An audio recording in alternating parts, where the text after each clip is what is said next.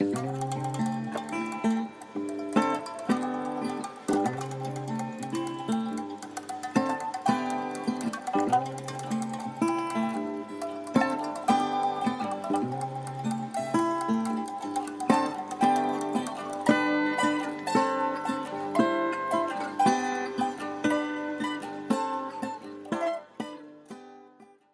know, I guess my question before we start interview proper kind of stuff, but like, is there anything like sitting down today that feels exciting to talk about, like things that you're walking in with that you're feel excited to talk about?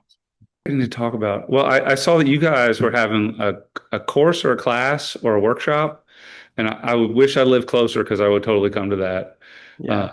I I wanted to. I was like, wow, it's too bad that's on the other side of the country.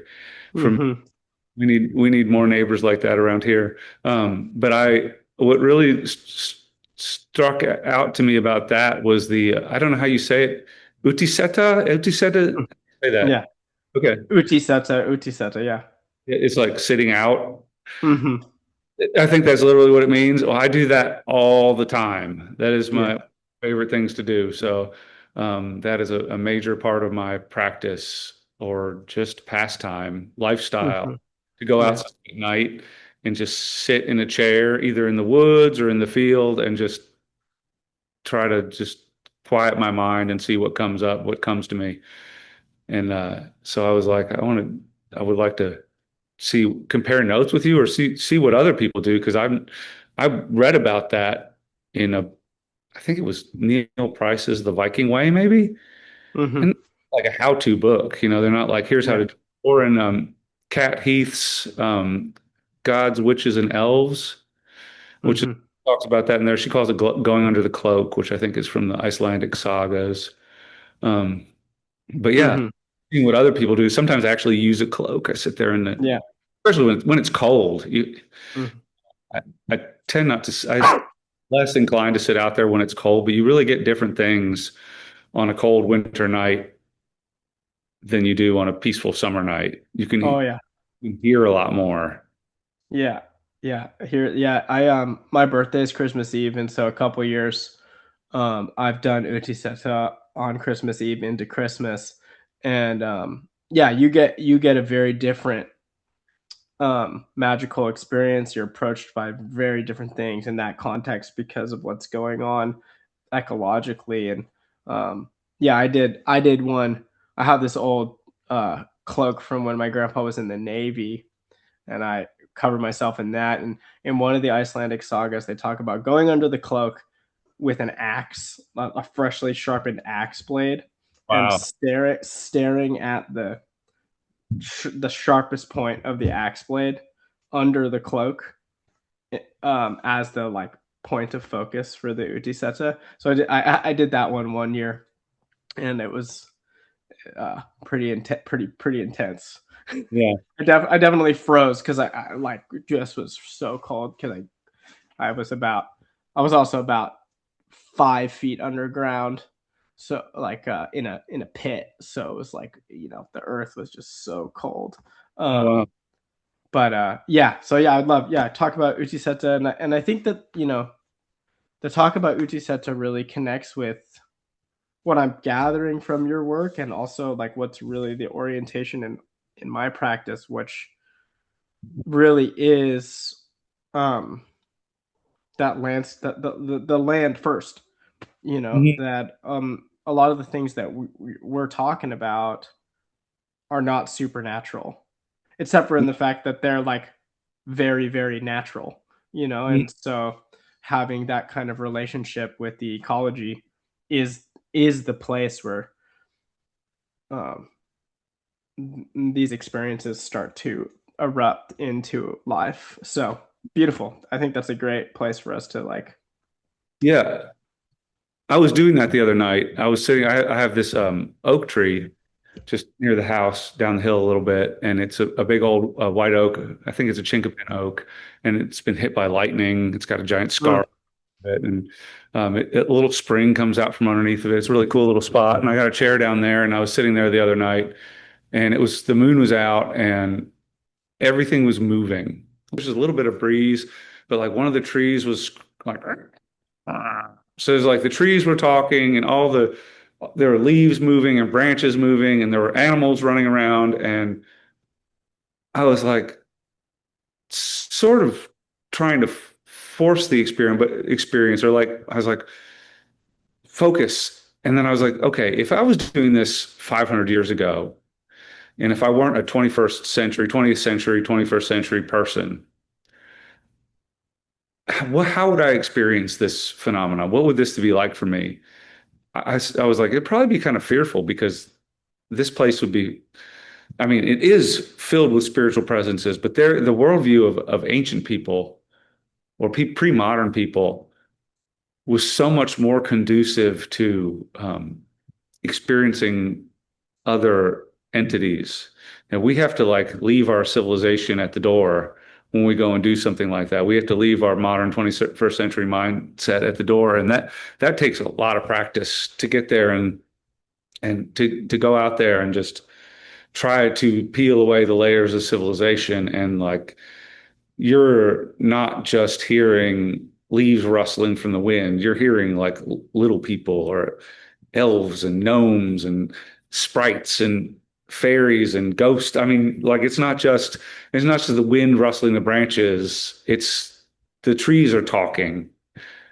And that's what I try to do when I go out there. I try to like leave the civilization at the door and attend to the phenomena as if it's trying to tell me something, as if it's Mm, a community of beings and intelligences that I'm sitting there with. It's mm. You have to constantly Yeah, remind yourself to not be like, it's just the wind. yeah, yeah. It's like there's this sense of the two um, elements that are really coming forward to me are like one, the quality of attention, right? Being able to really attend to what is arising, so both, and that's both internal and external. So Mm, being able to attend to the full phenomenon of wind rustling the leaves of the chinkapin oak, or the sounds of the animals moving, and these kinds of things, that dropping into that real attention um, really opens up the world, because we're not you're not allowing yourselves to interrupt the experience with that is just mm, whatever kind of thing. And so it actually can an experience can blossom into its fullest kind yeah. of face when that happens. And which for me, I think, has really been the key. I mean,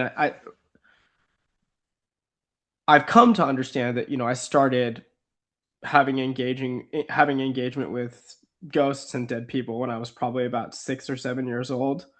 Um, and spirits, not other spirits of other kinds, not long after that.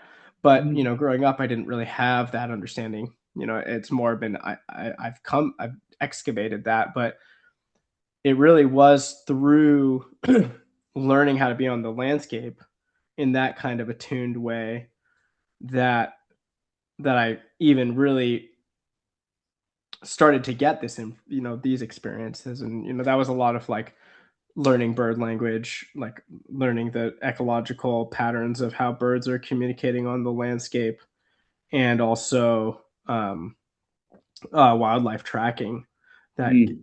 that fine tuning of attention.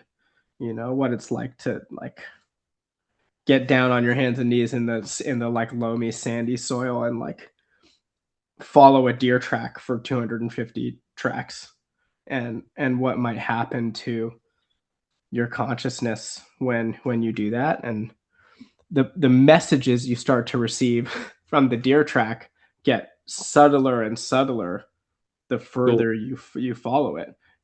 Like at first you're just getting, okay, this is a male deer, it's going about this fast, and then you're getting, oh, this is a startled male deer because of the way that the sand is thrown, and here's this pronk that it did. And then you're getting like deeper and deeper into that kind of animal consciousness.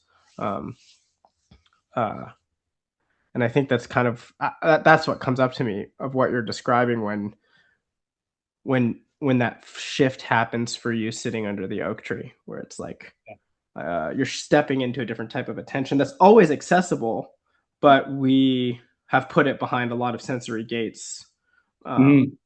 currently. I think about the wind too. Like it's very windy where I live, and I live on a sort of a high ridge above a valley. And especially in the wintertime, it's very windy here, and you can hear because sound travels faster than wind. You can hear Mm-hmm. wind coming. You can hear like waves of whirlwinds or eddies or things coming. So you're sitting there in the chair, and it's pitch dark, and you can hear. Mm-hmm. And it seems like something big is headed your way and something, and I always feel like that is an entity, like there's something Mm-hmm. coming. And then when it hits there, it's like Mm-hmm. everything around you starts moving, but you heard it coming towards you as if it was I mean, it is a living entity, but as if it was an entity, and I do believe it has agency as well, but you experience it like that, like here it comes, here it comes, here it comes, it's here, and to see what it does to your consciousness when it gets there. Um, yeah, that's pretty cool. Mm-hmm. I just found a book by this fellow named Daniel Mercure, who is a historian of religions and psychoanalyst, he calls himself. Um, he's not an anthropologist, but he wrote a couple books about the Inuit, and they talk about one of the primary gods or deities. I don't that probably isn't the word they would use, but one of the primary spiritual forces that they deal with is the wind indweller, who they call Sila, and it's like their supreme deity. But he's the thing that lives inside the wind and the weather. He's the Mm-hmm. he's the intelligence of the wind and the weather, and he's like they experience him very much as a person. And I think about when I read that, because I've been messing with sitting outside in the weather before I read that.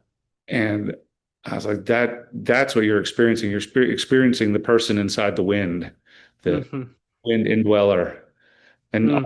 all the things in nature are like that. The animal indweller or the tree, the vegetation indweller, all the things in nature are like that. All the nature spirits so much like you said, not so much supernatural, but super as in very natural, as in like the essence of of nature, what's essential. It's like its soul or its archetypal quality. Mm-hmm.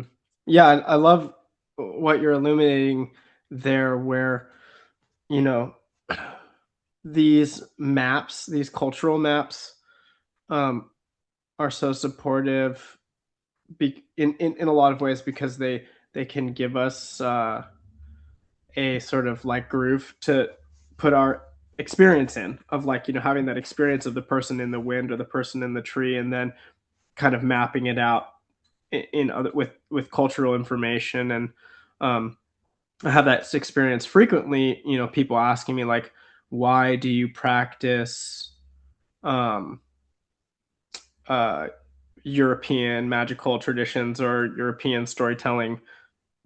European's the wrong word, but from um, my those ancestral homelands, and oftentimes what comes to me is like they reveal a style of thinking and a style of experiencing that can teach me how to approach the what I love this what you're calling the indweller here on this landscape. So we have a similar wind, at least it sounds like, right, here in California, that comes in October, Oh, end yeah. of September, October, November, off the West Coast, and blows so hard, and it's got a different kind of character than the summer winds that eddy around, or even the spring winds that we're having now, which can have this sort of light quality. And the body knows the difference between that wind and Mhm. the wind, you know, in where I grew up in Southern California, they're the Santa Ana winds, and then up Mhm. here called the El Diablo winds. and so it has that energy of intensity. I hesitate to use malevolence, but of intensity, and then studying the wind and weather lore from Scandinavia has really helped me to have a map of, you know, um, different types of indwellers that exist in different types of winds, and to be able to then ask the question, how is this similar? How is it different? How is the El Diablo or the Santa Ana similar to the Wild Hunt, or similar to Odin? And can I, is it useful for me to think in this way? Um, and sometimes it's not. Sometimes it's very distinctly different, but others, and it can lead you into deeper relationship with the actual indweller to have the story of Sela or Odin. Um, but The not Wild to Hunt. become, yeah. That I feel like that is a really relevant myth to some of our weather changes here too, because we'll have. I think that people in, like I was saying about sitting in the woods, I think they would have experienced these storm fronts that come through. And you said the word malevolent, and you hesitate to use the word, but some storms seem to do have a intense and maybe not too friendly to human energy. Um, and malevolence maybe because they do give us the rain that we need, but they don't always do it with come through with just bringing some nice gentle rain. They come through with bringing destruction and fear. But some of the we'll have in the winter time we'll have a nice day where it's like 70 degrees. Actually, it's been having a lot this year. It would be 70, 80 degrees. And then this storm front will roll through with this violent thunderstorm, sometimes having tornadoes, hail, straight line winds of up to 80 miles an hour. And then the temperature drops from 80 degrees to 20 within Mm, 24 hours. And people get sick. People get sick. There's power failures. Animals get sick. And then Josephine McCarthy talks about those storms that came through where she lives said there'll be like a number of deaths of the old people in the neighborhood. And it's to connect it back to the Wild Hunt. I think that's what they were talking about because people who aren't disenchanted, who believe from cultures that aren't disenchanted, tradition cultures who believe that there are animate forces in nature, they're going to experience those passing storms as spiritual phenomena because everything's a spiritual phenomena. mhm. And Yeah. it's Odin and the spirits of the dead riding through. Mhm. You have to Yeah. you have to protect yourself from that. I mean, ancient people did protect themselves from that, or you have to be prepared for it at the very least. Mhm. Yeah. Having, yeah, it's I think when you're a person who's outdoors, like our peasant forebears would have been in that kind of way, you have, it's a mundane matter of life and death to be prepared for those kinds of changes. And I'm sure as a farmer you're having that experience as well. Like it's a mundane matter of livelihood to know what to do when you've got those huge weather shifts in the Yeah. middle of planting season, or harvest season, or whatever it is. Like it has huge impacts. And so then there's that way in which, like, all mundane preparation is also magical preparation. It really, in like the folk magic traditions I practice, like, it really comes home over and over again that, like, there, it everything is magically infused. That there's no action. That even the, like, putting oil in my kids' nose before they go to school in the morning. Like, there's a it's a mundane thing. Like, okay, the germs are less likely to integrate into the system if we do this, and then it's a magical thing. Which way do we turn the Q-tip? What Right. oral charm is happening while it's happening, kind There's of probably, thing. Hmm? I was going to say there's probably a charm for that. Yeah, there is, and it becomes like a, um such a good teaching, I think, of the reality of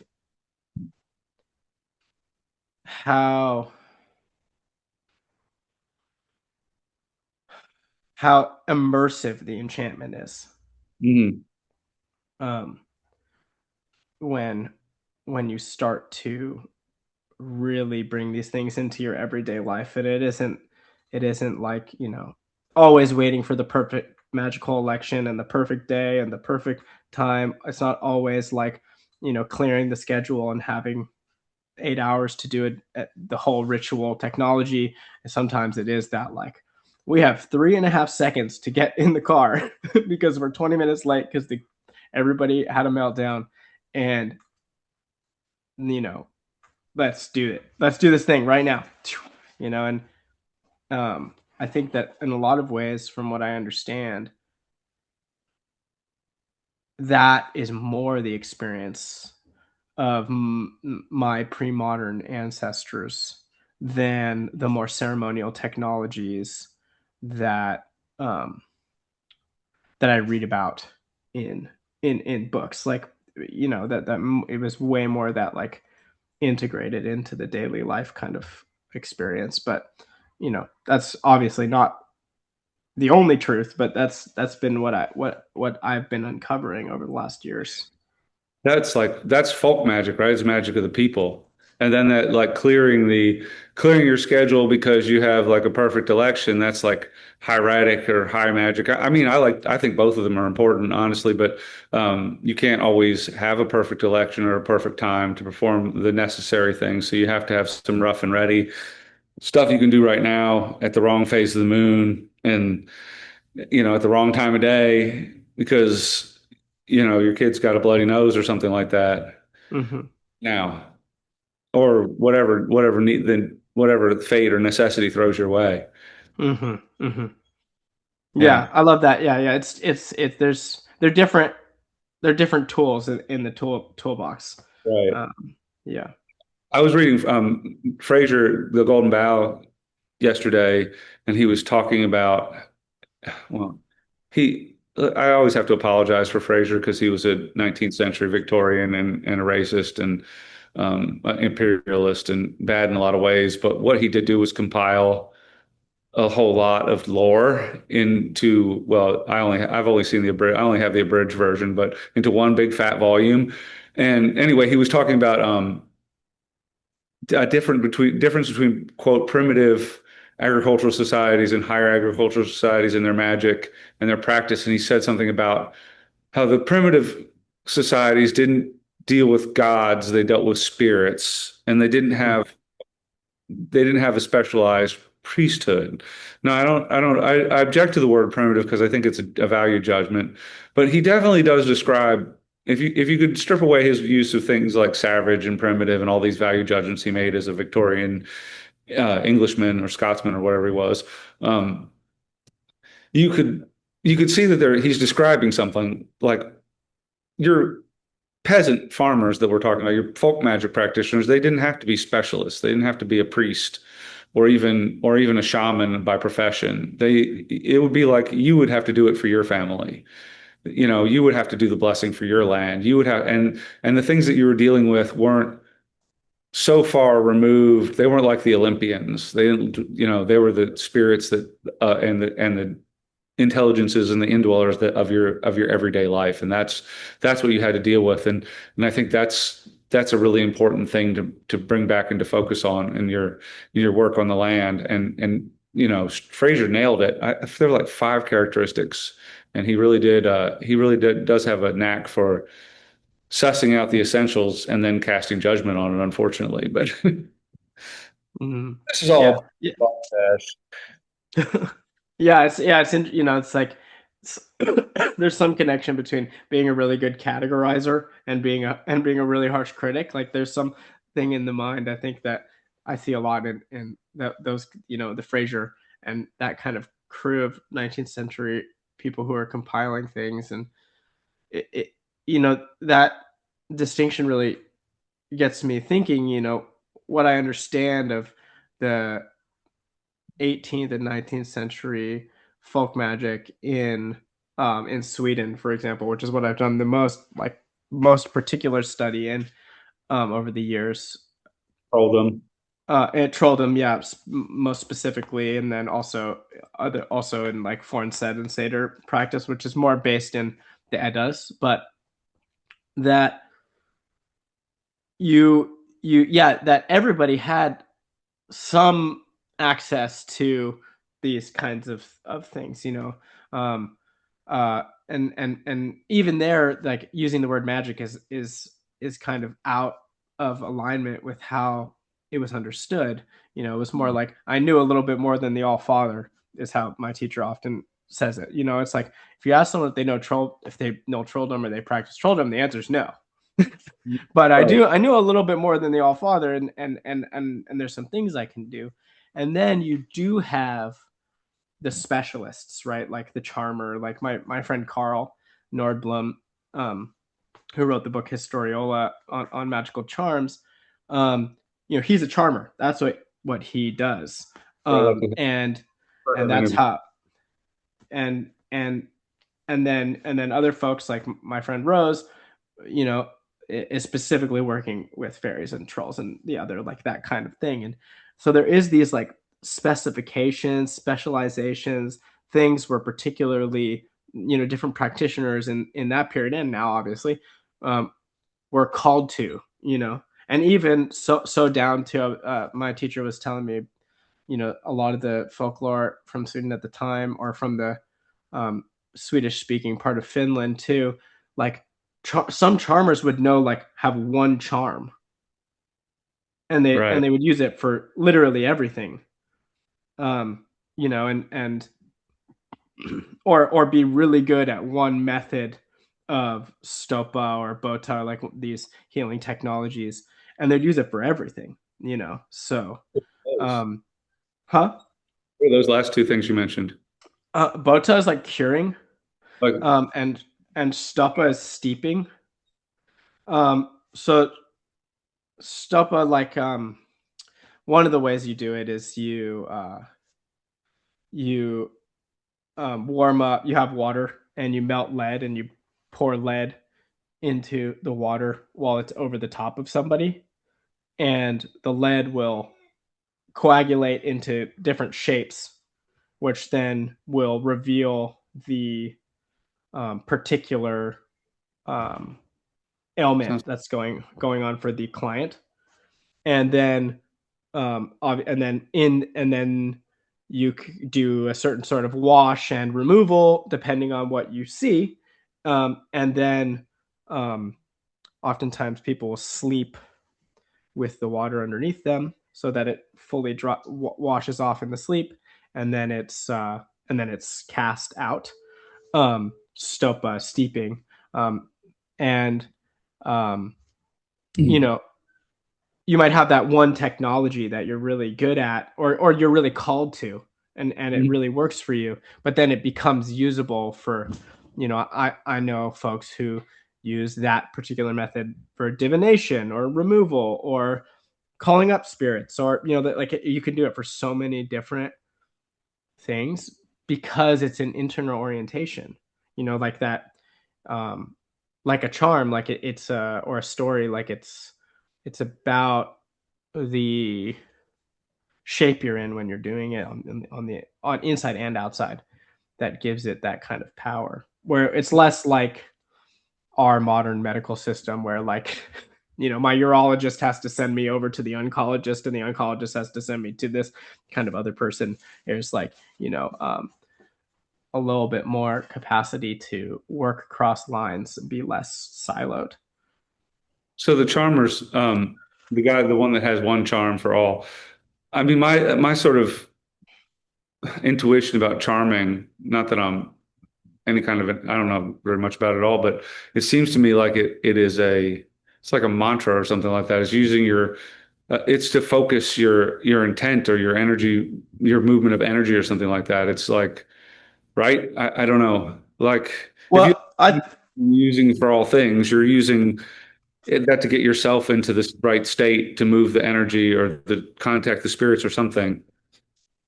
I think that that's how it's understood by some folks. What I understand from Carl and from my own experience with it, because I'm mostly a charmer, Mhm. um, it's like the charm is a little my kids just got these like silly, their grandparents got them from like wind up duck toys for Easter. That Mhm. you like wind them up, or they're chicks, and they waddle around until they unwaddle, and then you got to wind them up again. That the charm is like one of those, and it's filled up with potential power already. Yeah. Um, and that the incanting of the charm um, is just you turning the thing and then letting it go. Um, Interesting. and oftentimes like um, you'll charm in a particular way so that you can move the air specifically afterwards. Okay. So there's all these little techniques you do with your mouth or you do with different plants. Um, and so you can move the air. So that's like pushing the energy. And there's some element where when we're thinking about it like a mantra to organize ourselves to be able to move the energy or do the healing or whatever, it's like almost too human focused that Mhm. actually as a charmer my experience and really as a storyteller too, the only thing I'm doing is getting the motor running, and then the charm or the story is doing everything else. um Like in Reiki, there's like the mantras and the symbols, and you'll use them, and in a sense, they're almost like entities mhm, that you're directing, and but you use them when you're healing. yeah. You would repeat the mantras. And I've used the Mersberg charm instead when I was doing energy healing for me and my family or whatever. And because I kind of resonate with that. It's cool. Sounds It's cool. a great charm. I probably say it wrong, but yeah. But I use that for healing too when somebody has a sprain or an injury or something like that. Um, okay, it's interesting. Yeah. The charm And itself that has inherent power.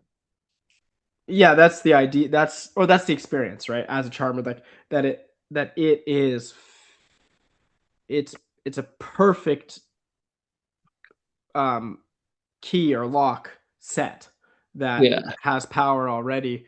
um and all we're doing is we know the particular little lockpick move to get it going. um It's a and yeah. the old church Latin phrase for that is ex opera operato. I think that's what it is. It means it like it works because it works by the working of the Mm, work. It's yeah. like all the churches rituals in the Middle Ages were considered effective just because it didn't rely on the strength of the practitioner. Like the priest could be utterly corrupt or um, just not a good guy at all. He didn't have to be a good practitioner, but because he said the words had their own particular power, the sacred words. So that's why so many of those charms are bits and pieces of old Catholic prayers because they were considered to be efficacious in their own right. Just Hmm. words had power. The, Yes. Yeah.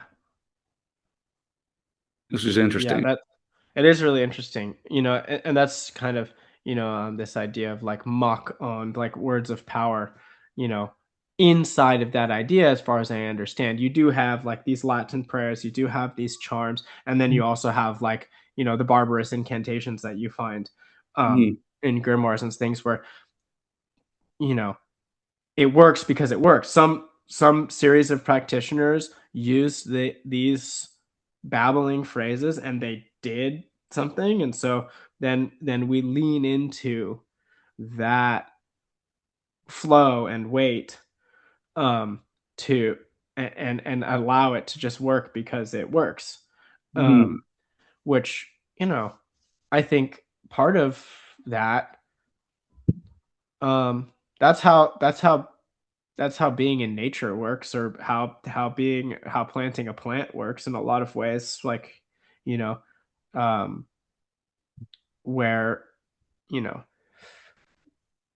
I can get all rational in my head and try to theorize and reason out like um why I know that there's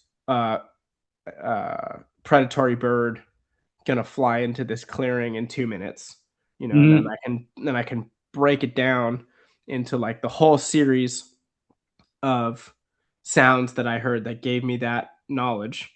Um, but the reality is, I know that, and then it happens Right. because the pattern just works. If I Right. see and hear these particular things all in a row, I know what's going to happen. And Mm. it still shocks me, 12 years into practicing and developing this skill.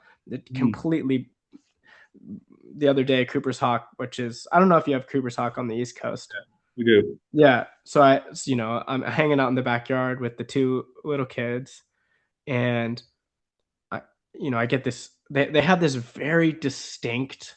It's not the biggest bubble of silence in the bird realm. Like Sharpshin Hawk kind of has a bigger one because they're faster, and Peregrine Falcon has an even bigger one because they're of how fast they are.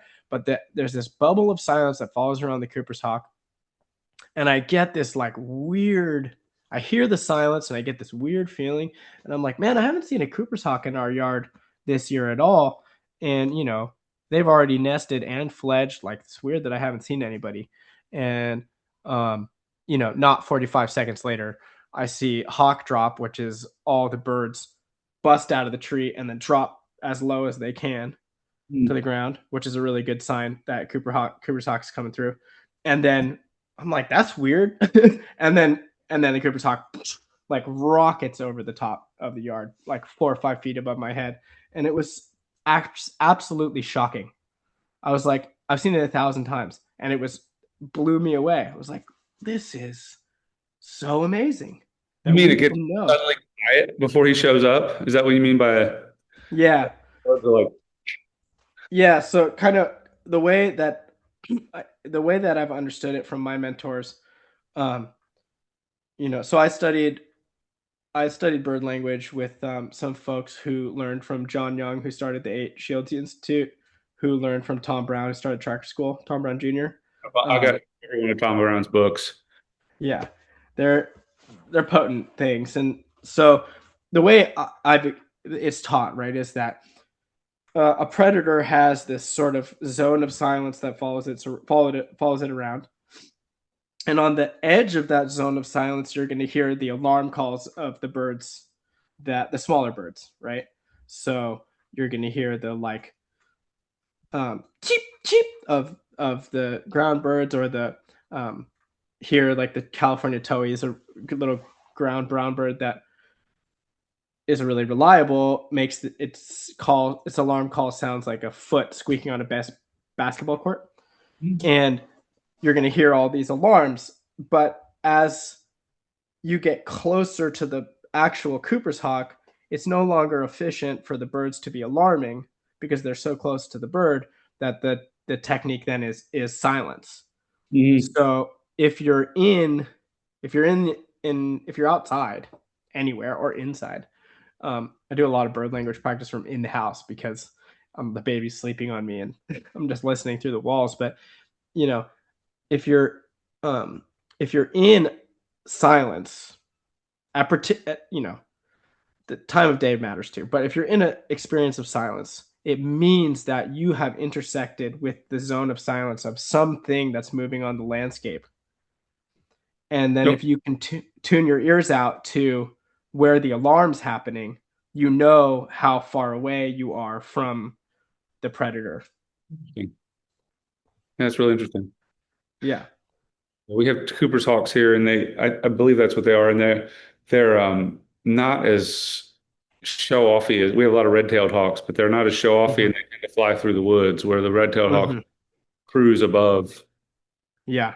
There's a constant Exactly. warfare between the red-tailed hawks and the crows. Hmm. Almost Constant.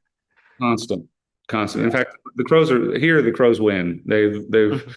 got the territory. We used to have a nesting pair of red-tailed hawks that lived in a big tree just right across the hollow from my house, and they're gone. I mean, the crow, but we have many, many, many families of crows here. Hmm. Yeah. Fine. As agricultural pests, they're only trouble for 1 week of the year when I plant corn, and then Hmm. they're like they're pretty good neighbors. Other than that, pretty entertaining.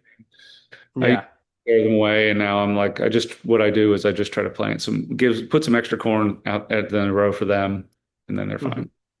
Well, yeah, I mean, right there, that's the magical technology of kinship, right? It's like, okay, they live here too, and I'm going to plant corn, and I need it to grow for my livelihood and my life. And these crows also are here, and I'm not going to get them to go away. Like, and so how do we build this barter, this kind of relationship where your livelihood and their livelihood can coexist? You know, because that's what they're doing with the red tail hawks too. Is like there's no eradication of the red tail hawk. It's just bartering a certain type of relationship of like, okay, you know, you're going to move to this other zone. At this time of year, and it's it's really interesting to work with the crows, you know, because um, they give out so much information Mhm. Oh all yeah. about what's going on, and Mhm. um, yeah. And I didn't when I would try to scare them away, I didn't like that they were always like warning. They don't warn about me really anymore.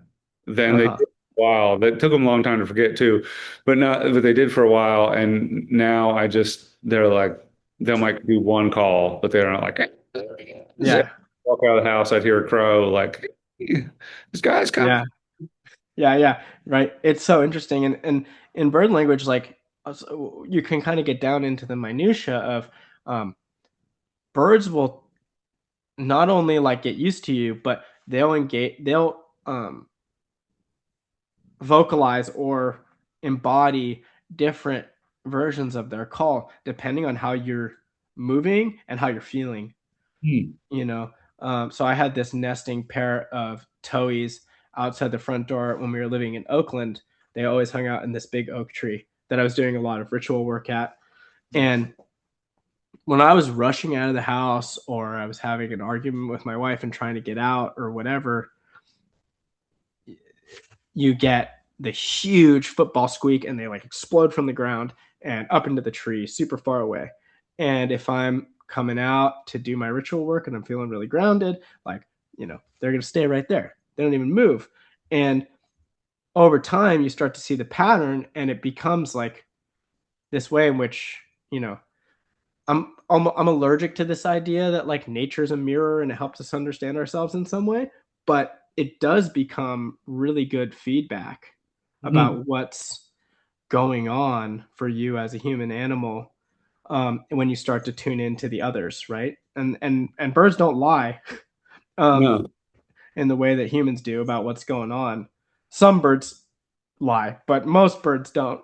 Um, and there's a way in which like this is really tied up, you know, it has all of these magical applications. I mean, it's one of the reasons why so in so many of the stories and the sagas, um, you know, the characters learn the language of the birds when when, you know, by drinking the dragon's blood, for example, in Sigurd and Fafnir.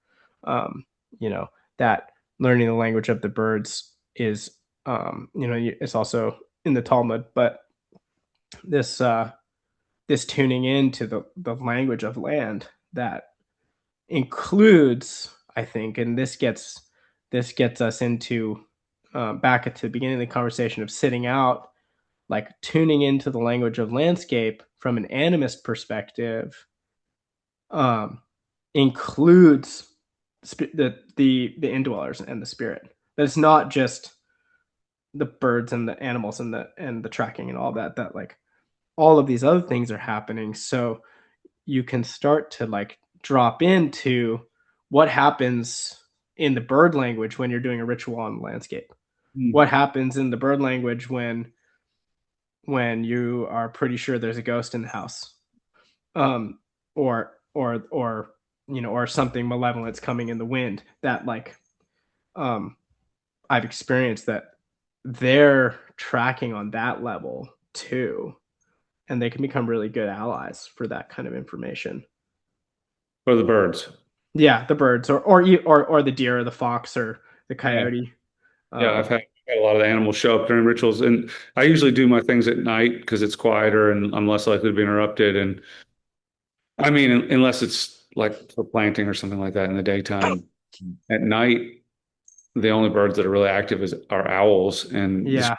screech owls have shown up for my rituals and set up in trees right above my ritual spot and done their freaky little calls and almost in response to my like invocations of different entities. And I was like, wow. The, Mhm. I actually managed to, I don't usually bring my phone, but one time I had my phone because I wanted to take some pictures for the altar. And I was like, and this owl showed up and I just recorded him calling from the tree, her or whatever, screech owls calling from the trees above my ritual. It was really awesome. Wow. What happens to your experience of your ritual or your magical practice when you're getting those kinds of cooperations from the ecology? I feel affirmed or something like that. This time I was invoking Diana when the owl showed up, but other times I was just I just wrote about this in a piece on Substack. I was calling on Cernunnos and a stag showed up. I mean, I feel like or sometimes a wind will show up, or I mean, I've even had like a thunderstorm blow up at one time. I feel like I wish I could do that more reliably. Have a thunderstorm show up when I needed to. Yeah. Uh, it's it's like confirmation. I feel Mm. like it's definitely a sign that I've been heard, or that's what happens. I don't know how to. I don't know if it's any greater than that because sometimes it can throw my concentration a little bit, even like when the stag showed up or the owl. It's like this is so cool, you know. Yeah, yeah. Yeah, it's yeah. Yeah, I feel that. Yeah. This was Cool. Like, this was communication I was looking for, but you know, sometimes the things that show up don't do language, and sometimes when I do rituals outside, sometimes the things that show up as a thought in my head. Sometimes it's a dream I'll have later in the night. Um, but you were talking about like the spirits of dead people or something like that. And I have the people that used to live here on the land that I'm on show up sometimes. And I feel like they communicate with me. I'm always I'm trying to like I'm trying to lose my skepticism of my own experience, but I think I think it's important to keep yourself from jumping headlong into every thought that shows up in your head. But also, you've got to take them seriously too. But I was I leave offerings for the spirits on the farm that I lease. They're almost more active than the ones on the farm that I live on. Um, and I mean, I've definitely had more of a rapport with them on the people on the other side of the road because I don't know why they're just I feel like they're still there more than the people here are. Um, and this one old man that used to live there, I never met him. He died in the 80s before I lived here. But I bring him like moonshine and tobacco, and I don't even know if he drank or smoked, but I bring him moonshine and tobacco, and he seems to like it. And like he told me we were having a drought last summer, and he said, "Well, it was nothing like 1936." And I was like, 1936. And I went and looked it up, and 1935 and 1936 were the worst droughts of Kentucky history. And he said, yeah, wow. like we had to kill a couple of our cows because we had too many cows. We didn't have enough food for them. We didn't have anything to eat. And sure enough, yeah, like I said, when I looked it up, it was true. Um, Wow. so that's how those things show up. Um, but the animal, it's just like confirmation, almost like an omen. Hmm. It's a I feel like it's a in and of itself it's a reward in and of itself. Uh-huh. Like it's successful if something if I get a Yeah. success wrong. Yeah. Yeah. Yeah, I've had very similar experiences to what you're describing, both with the spirits of the dead in the houses I live in, um, and also the animal world. And one thing that has come up for me that I keep questioning and I keep questioning it, and I don't want to like rest into it too much because it feels like any solidified ideology is dangerous, but that in some ways, when I'm getting those kinds of confirmations from the animals and the spirits of the land, um, what I've experienced is that my my ancestors, right, the folks who came to North America, my first ancestor came here, during the Jamestown colony, so like 1607. Mm. And then on my mom's side much later, more like the,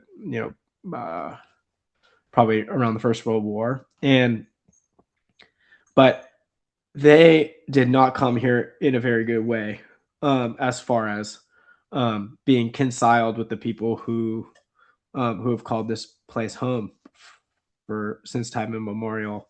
And there's a lot of wounds, like on particular on that side that came here in Jamestown, like really deep Oh yeah. colonial wounds, and Mm. that they didn't come here in a very good way.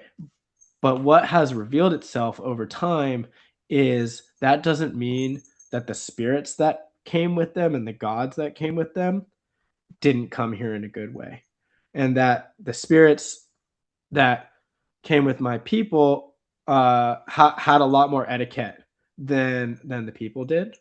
Um, I had this experience where I was living in a house that was built in about like 1837 by some German farm um, farm workers on a Spanish hacienda in Oakland, and and I was working with the Tomtas and trying to like get into tending the house on that little spiritual level and calling up, calling up, calling up, and no one would appear. And then one day, the this kind of this these two spirits that were holding hands showed up, and I was like, "That's is this weird? Like we're two, we're doubled." And it was through this contact revealed that like one of them was a duende from Spain, and the other one was this house gnome, house elf.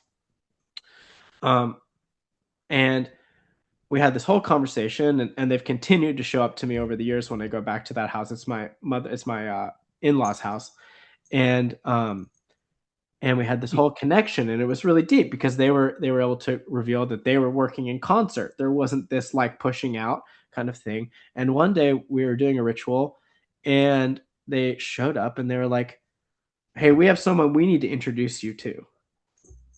And it was a land spirit that um had been there, was much older, not brought, um and um it was one of the most potent magical experiences I've had, to Mm. have the my ancestral practices. I'm Spanish on my mom's side, and to have these ancestral connections lead me to the landscape, Mm. or sorry, landscape's the wrong word. Like lead me to the actual living ecology that's there, Mm. older than um, some of my people that came here. And um, it really just has affirmed and created the place for this affirmation of like you're saying, like if you're invoking Diana and the owls that live there in this hollow in Kentucky are working in concert with you. There's some way in which I think Diana is recognized as somebody worth engaging with. You Yeah. know, I think there's a universal level also to the I wrote this Substack recently. Just put it out the other day. I've been writing since last summer though, and it was about I'm really am trying to find a how to say it, not a universal, but I think between native people in North America and traditional peoples of Europe, I think there's a lot of commonality. I think a lot of people have seen that. You can look at your old Norse ancestors or practices, and you can see a lot of shamanic material that's very analogous to what people in the New World have done as well. And I also think that there's entities that are analogous on both sides of the Atlantic, because people really had to deal with the very same facts of life, the very same, I mean, different environments, different, but you still have the sun and the moon, you still have winter and summer, you still have similar animals. So one thing that, like, rather than, like, I feel like I wrote a thing about the animal master. I think he is one of the sort of the Cernunnos, the horned god, and I put with the cover image was a horned mask from a Indian native mound from North Oklahoma, from the Spiro Mound in Oklahoma, and it's so similar to like images of Cernunnos um, and I'm sure there's a different context and different myth around it, but the idea that there's an indweller for the deer people, for the hunters to contact the deer people is so universal. So one thing I'm trying to do right now is sort of tune in to to entities that are deeper than the levels of culture. I guess, does that make any sense? That are like cross-cultural like that. And I think Diana, like a goddess of the forest or something like that. Although, and there's like the corn mothers in both Europe and America. There's a spirit of the grain. There's like corn mother is a thing in Native American cultures that practiced agriculture, and also in European cultures. So that's another one.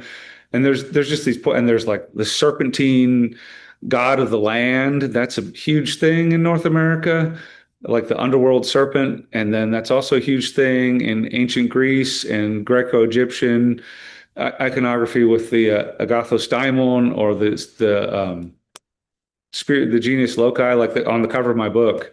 That's a thing on both sides. So there are these points of similarity that don't arise from cultural transmission, like nobody's, but they arise from deep within the entities themselves and their interaction with our souls, our spirits in different lands. So I think that's really interesting to try to tune in on those.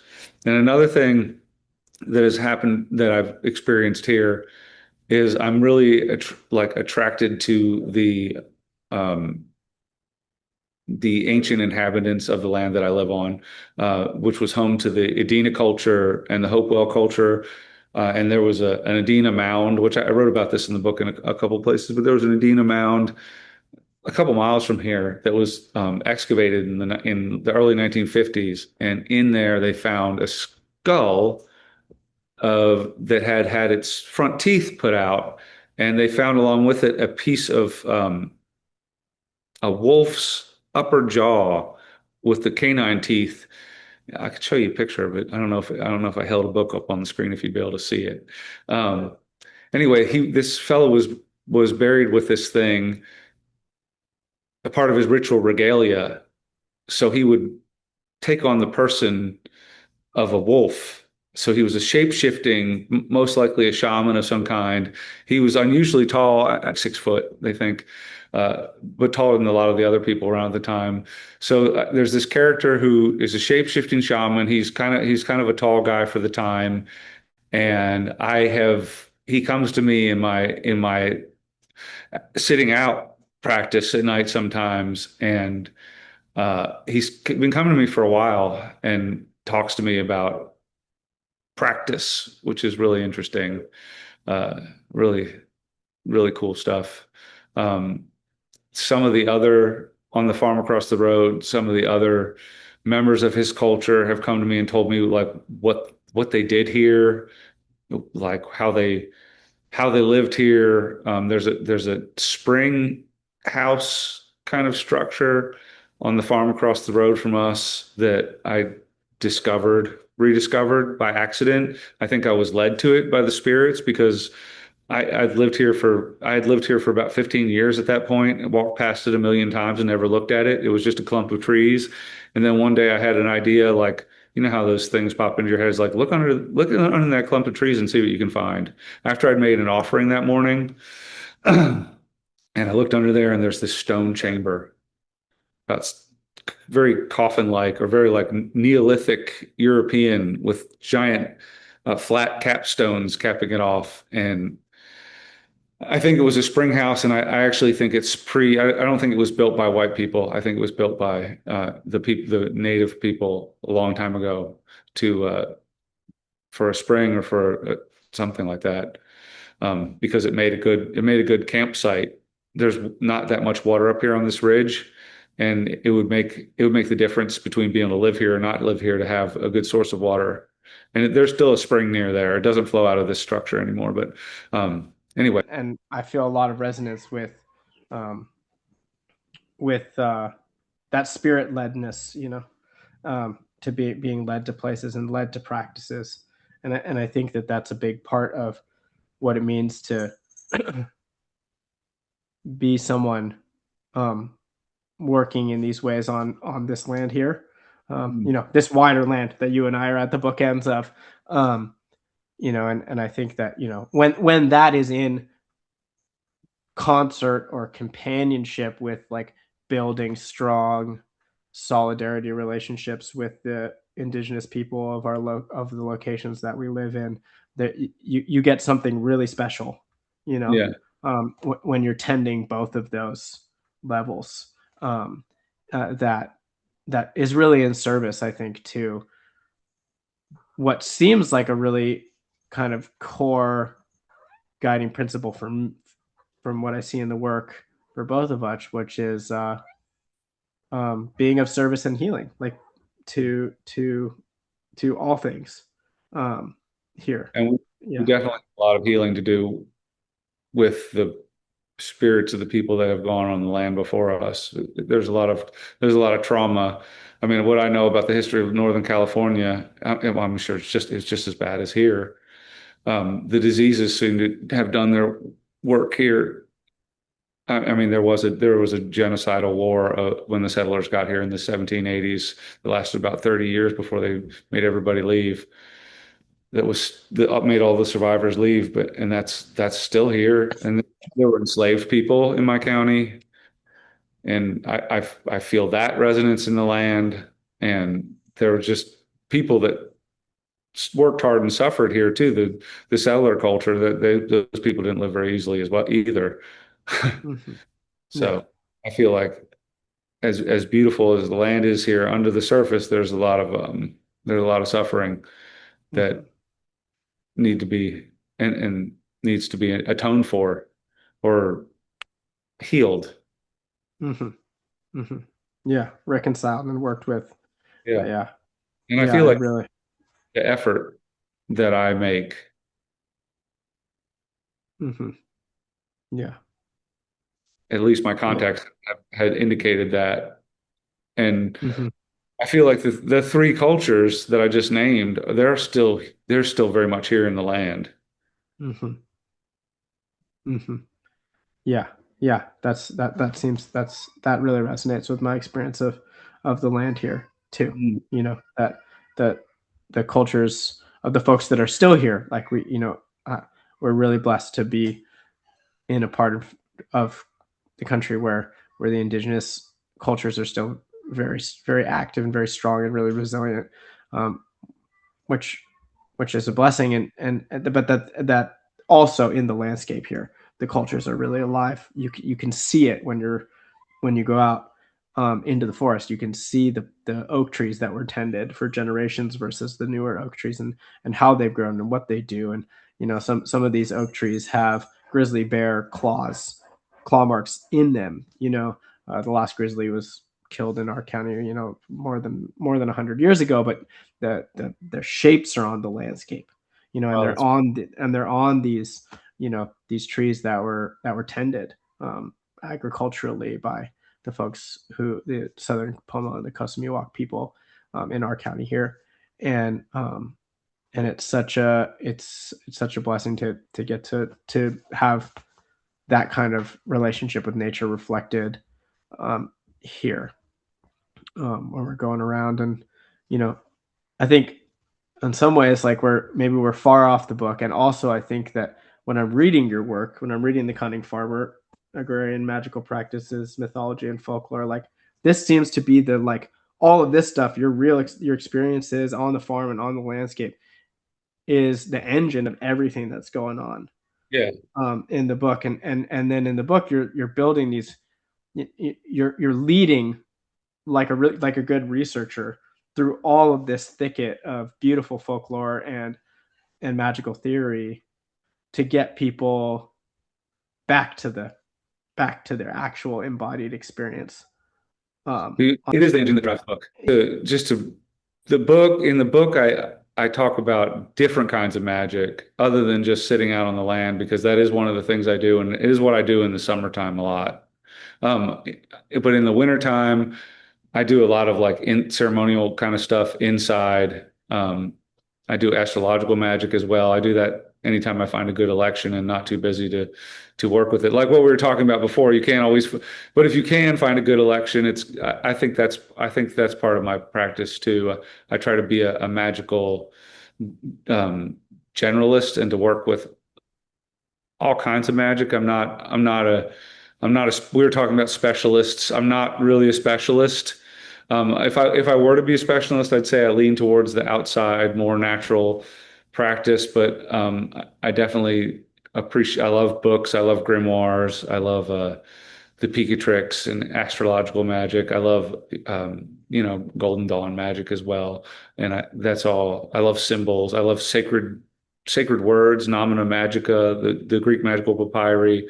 Um, Neoplatonic and Hermetic stuff as well. So that's definitely a huge inspiration for me, and it's all in the book. But my practice is so different in the summer than it is in the winter. As soon as it starts getting warm, I want to go outside and go underneath my oak tree and talk to the land spirits and the deities of nature.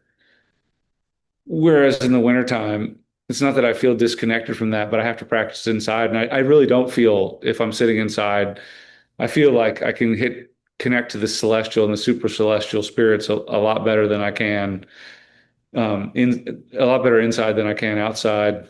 Mm-hmm. Oh, well, sitting in the chair underneath the stars, you can do some pretty good connection to the stars as well. Mm-hmm. But yeah, Yeah. For folks who don't see themselves as farmers, right? What do you think happens in your book that might support those kinds of folks as well? I don't think that it. I don't think it's really a book for farmers. I think it's a Mm-hmm. book by a farmer Yeah. about how I integrate magic in farming. I mean, not that that you shouldn't buy it if you're a farmer, but if you're a farmer that's into magic, that's a really small niche. But I mean, almost everybody has a relationship with nature, and my book is about deepening and reinvigorating a relationship with nature and the cosmos as a whole. Like I said, astrological magic is a part of my practice. Like angel magic is a part of my practice. Um, you don't have to be a farmer to do that. In fact, a lot of the things that I do in my magical practice are for just good fortune and for getting ahead in life in general using magic. And everybody needs to do that. And there's a lot of I have I have kids, I have a wife, I have a family to run, I have a business that I run. We have to pay the bills. Magic can help you with all of that. And so Mm-hmm. my magical practice is very broad. So it's not just about getting the crops to grow, it's about like just helping you accomplish what you need to get done in your life. Mm-hmm. So, and it's also about a worldview, because I think the most important thing that I have to teach perhaps is a way of seeing a more magical and more way of animistic way of seeing the world in which we respect the spirits of the land, which we've been talking about, the spirits of the land, the dead in the land that have gone before us, the spirits of nature, the elementals, the tree spirits, the little people, and those spirits of the underworld and the terrestrial realm, but also the stars, the planets, the spirits of the zodiac, the spirits of the four directions. This is all a huge part of it too for me, and that's part of our animate cosmos that we live in, and also the super celestial forces, the cosmic powers that beyond the cosmos that emanate from the source itself that help shape things into being. To me, it's all a part of magic, and it's all a part of my practice. And Mm. it's not just a book for farmers. Mm-hmm. You know, as somebody who only is tending small kind of family garden kind of zones, like there's so much in this book that is really um, potent, that shifts my relationships, and research that you've done and that you're weaving that can really help, I think, anyone find an indoor, folks who are, specialized to find connections to way wider uh, fields of meaning and perception. Exactly. And I think almost anybody can find something in there to dig into. There's suggestions for further reading. There's like ritual practices to get you started. I don't think anybody's going to stick with just the things in the book. That I talk about entheogenic plants. I talk about plant spirits and like plants as materia magica and why they get assigned to the different planets or to the different are used for different I kind of are used for the different uses they get put to in folk magic and in high magic. Like why are the like what gives a plant an occult virtue? Like is it the land that they're growing on? Like why would you assign like say I don't know roses to Venus, for instance? Why does a rose have Venusian and what does that mean? So, but I do talk about planting and gardening magic. It really only is, it's like one chapter though, out of, I don't know how many chapters are in there, 18, 17, or something like that. Um, so it's not like it's not like the only thing in the book, but Mm. it was one of my favorite chapters to write. But I talk about working with tree spirits and because the tree is like the preeminent sacred symbol for so many people around the world and for myself. The world tree, the tree of life. It's just such an important and powerful symbol for of the cosmos, of the spiritual cosmos. I mean, it has its roots in the underworld. It grows on the surface of the world. The trunk grows up into the heavens, and it receives sunlight and moonlight and emanations from the cosmos, the outer reaches of the cosmos itself. So, and it's just circulating energy all the time, up through the heavens and up and down through all the worlds. Like Yggdrasil. It's just so there's a chapter on tree magic and tree spirit, tree symbolism. Just it was really fun to write, and I can't wait to write my next book. Amazing. Amazing. Which is going to be about rustic gods and agrarian paganism specifically. Cool. I'm really looking forward to it. Yeah. Yeah. Beautiful. And it seems like a abundant and potent time of like rising up in all of your work. And I'm so happy that we got to connect during it to Yes. get to connect you to more folks and hear about all of these elements that you're bringing, the substructure of your work, and really just have like a really interesting conversation. I feel really grateful for the time. Yeah. Yeah. All right. Well, thank you so much for having me on. It's been really awesome talking to you.